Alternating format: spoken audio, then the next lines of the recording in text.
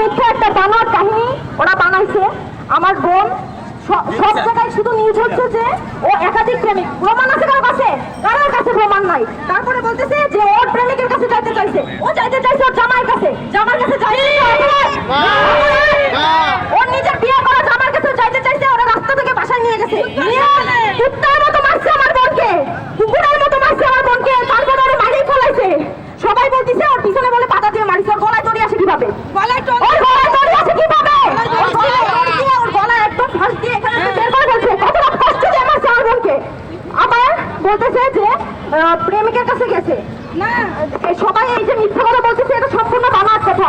নিজে একাধিক মেয়ের সাথে দুষ্টামি করে বলতে এগুলো জানে।